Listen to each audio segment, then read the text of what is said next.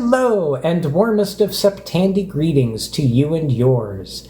Welcome to part 4 of the series where I look at assembly language code I wrote in high school and wonder, what was I thinking? As always, your health is our primary concern, so we recommend that you watch these episodes in order.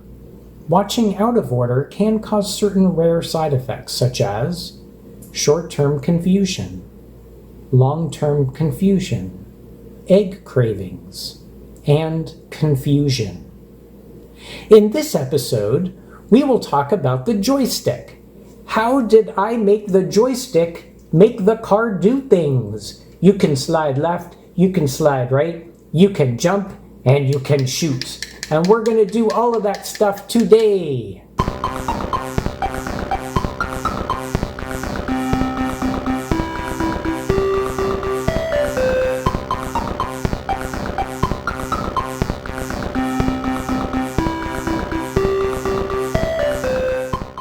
So today we're looking at the car and the joystick control over the car.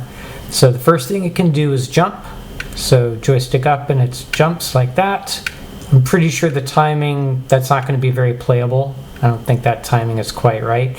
Notice how the reflectors stop when it's in the middle of a jump. Maybe it was too much of a pain to actually figure out where the reflectors go when it's up in the air or moving around. I'm not sure. Seems like it could be easy to fix. The other thing is you can move it a little bit to the right and a little bit to the left and jump as a combination of that. At least the reflectors follow the car when it moves left and right. And finally, we can shoot. So you get a horizontal bullet coming out of the bottom to go to the right and a vertical bullet coming out. Can't shoot more than one at a time. So I'm hitting the button a bunch of times, but you can only have one pair of bullets at a time because that's easier to keep track of. Many limitations in this game. And even with those limitations, I never quite finished it to a point where it was playable. But let's take a look at the code. If you recall from last time, the main loop had a couple things for jumping. There was this jump stuff here toward the top, and then at the bottom there was this jumper thing. So at the top we have this jump, we're testing this jump variable. The jump variable tells us the Y location of the car if it's in motion, and 0 if we're not jumping. Idea being that each way through the main loop, we can only do like one little thing at a time. So the jump isn't going to complete and finish within one iteration of the loop. We're always going to be in the middle of doing something. So this remembers where we were in the jumping process if we're even jumping at all. So if we're not jumping, we skip over all this stuff and look at this, the reflector. Okay, you know what? Before I even continue, now that I see this, I'm just curious. What if I just move this down to mono 20 and will I just fix the reflector that easily? Let's give this a try. I got to give this a try. I'm just going to change this to be 15.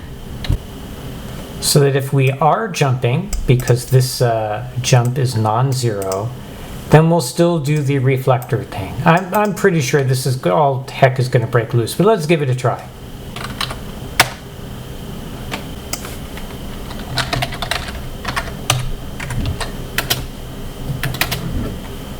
All right. Yep. Okay. I'm sure that's easy enough to fix. Oh, look at this. Jeez. Okay. What a mess I made for myself.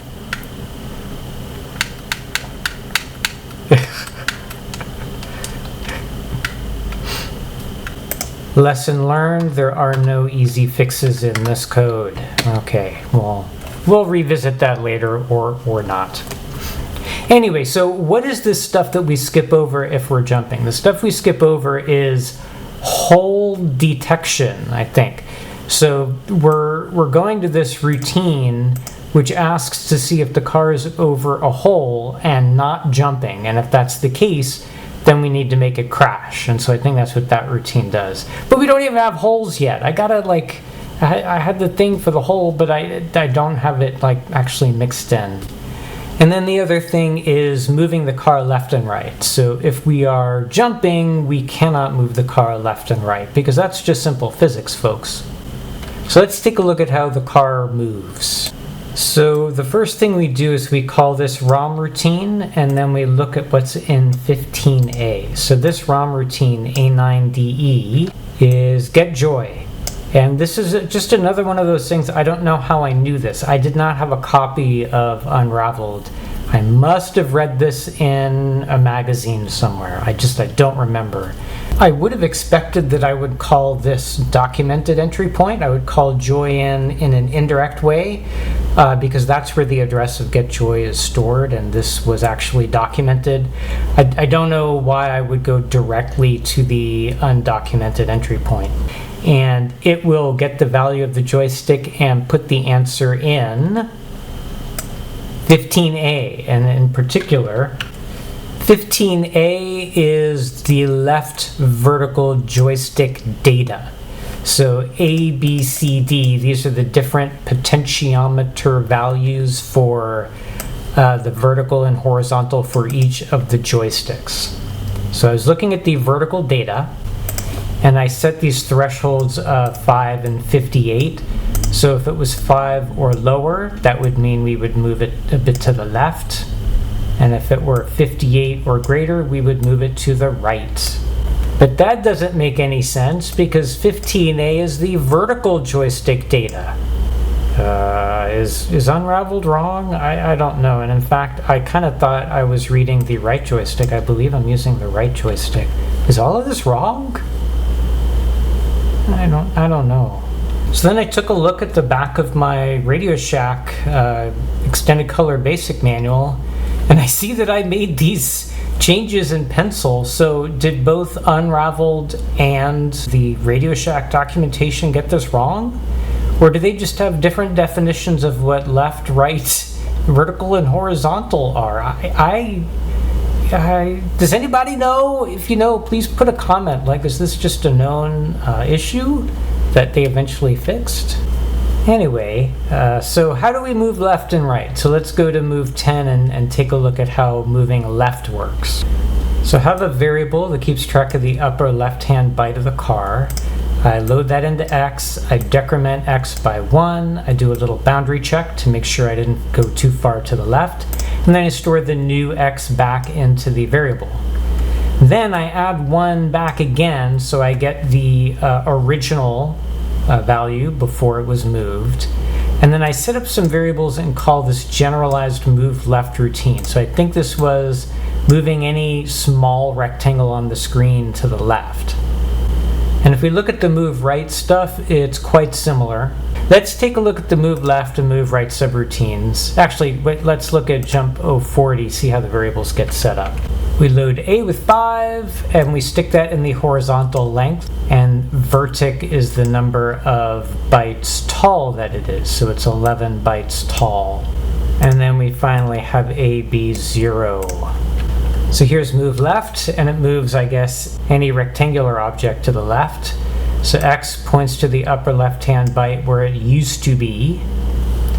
These are the horizontal vertical lengths. Oh, and then this is the background color byte. So this is how we know that when it moves, let's say, to the left, what do we replace the rightmost bytes with? We just replace it with that background color. That's why the car's got to be over green. So this routine is similar to what I went over in the last video about how the screen scrolls. It just takes a rectangle, moves it to the left, and it just does it by doing a nested loop where the outer loop does the row and the inner loop does each byte within the row. And the only difference is it keeps track of what the background color needs to be so that when it does the move, it can replace whatever was scrolled left to that background color. And then the move right is going to be very similar, with the difference being that it expects X to be pointing to the upper right-hand byte. So next, let's take a look at jumping. I already talked about this jump variable, and I mentioned that we call this jumper routine toward the end of the main loop. So let's take a look at jumper. Jumper is a lot longer and more complicated than I would have expected, and part of it is because I deliberately wanted a section of this to be reusable and to be called from other routines because the code was similar. But I'm not going to go through this line by line, but I'm just going to give kind of the general gist. We first ask if we're jumping or not by testing our variable. If we are not jumping, then we go to here where we check to see if we should be. So the code that takes a look at the joystick is here at jump 060. So we take a look at the stick, the vertical, and then if it's below a certain threshold, 5, then that means that the stick is up. And so we go down here, and we go ahead and start initializing the jump variable. And we store 1 for the direction because we're starting off by going up. And then we go back to the beginning of the routine so that we can actually do the jumping. So the beginning of the routine checks the direction. It's going to be 1 or 2. And if it is not 1, that means we're falling and we jump down. Otherwise, we're going up. So we just decrement our value. We initialize some values. We do a boundary check to see if we've reached the top. And then finally, we go ahead and call move up, which is very much like move left and move right. Otherwise, if we did reach the top, that's when we switch our direction from up to down, which happens here. And then we just fall through into the car falling portion, which basically does similar stuff. It initializes some values, and then it calls the generic move down routine. And we're back up to the main loop, so we can finally talk about shooting. So there's one common subroutine, shot SB, which is called from a couple places, and that handles the shooting. This uses 2 variables to decide if we are shooting, and if so, where the bullet is. So the horizontal bullet and the vertical bullet, if they're 0, then that means nothing's going on, and we don't do any shooting. Otherwise, this is going to be the X coordinate of the bullet, that's horizontal, and this is the Y coordinate of the bullet, that's vertical. If we fall through, that means that we are not shooting, and so this is the code that checks to see whether we should. And any basic programmer will probably have this number memorized, 65280. That's the peak that you use to decide if the button is pushed or not. And you enigmatically have to check a couple possible values to see if the button is pushed. Looks like I checked all 4 values because there's another 2 values if the other joystick button is pushed as well. That will affect the value you get when the right joystick button is pushed. So I checked all 4 possibilities. And so if we decide that you are pushing the button and we're not shooting yet and we should start, then we go to shooting start. For shooting to start, we have to check a couple conditions to tell us where the car is right now. So first off, if we're jumping, we need to know because then the Y location of the bullet is going to be slightly different. And if we are jumping B, we'll have that Y location, and then we do a little bit of math so we can add that into where the bullet needs to start. We then initialize vertical bullet X and vertical bullet Y, and then we call a pset routine, which is just a simple subroutine that mimics the basic pset to draw the actual bullet, which is 2 pixels big. And then it's time to do the horizontal bullet. And it's quite similar. I'm doing something kind of funky on one byte and something funky on the next byte. I think it's possible that the bullet always starts off across a byte boundary, so that I have to be setting certain bits into adjacent bytes. I had that pset routine. I'm not really sure why I didn't just use that. That would have simplified this. Then I update some variables, and this shoot variable is kind of interesting. This is to deal with the fact that I might be drawing the bullet, but also the background is rotating, and the bullet might be over the background. So this reminds me, if it's 1, that the bullet was over the background and needs to be adjusted after the background gets rotated. And then these variables remember what color the bullet needs to be erased to. So they're generally going to be whatever the background color was at the time the bullet was drawn. So back up to the shot SB subroutine. We covered what happens if we're not supposed to be shooting, and then we checked and suddenly we need to start. Let's see what happens if we're in the middle of shooting. What does SD_cont do? So it's in 2 parts. The first part is for the vertical bullet, which is all of this. And then the horizontal bullet, which is also long but not as long.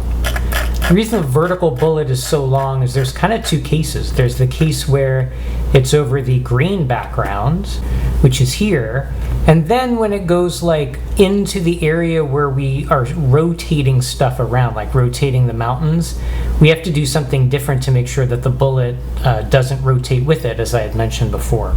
And that's all based on the Y location of the bullet. So if the bullet is less than 103, then that means that it's in the difficult area, and so we skip to the longer section where we do some p-sets and we update our vertical bullet X and other variables and stuff. And most importantly, we ensure that shoot is set to 1 so that it gets redrawn after the rotate. If it's in the easy section, there's still like a lot of stuff to do. Horizontal bullet is kind of like the vertical bullet in the easy case. We've got to update our variables, and again, rather than doing the p-sets, we're like directly storing weird bits into the bytes directly. Don't know why I did it this way. So finally, back at the main loop, just to talk about how the bullet gets redrawn. So right after we rotate mountain over here, or right after we call shot SB over here, we call this thing called redraw. Redraw tests that bit for us, and if it is set, then we go to Stredder. So the code for Stredder is fairly similar to the code for the rest of the bullet stuff. We're reading variables, we're updating variables, and we're calling pset a couple times for the 2 pixels. It also clears the flag so it can get reset if it needs to. So that covers using the joystick to jump and to shift and to shoot. I haven't talked about what happens if you actually shoot an enemy and if there's any code to detect that. There is code to detect that, and I'll be talking about that in a later edition when I talk more about the enemy.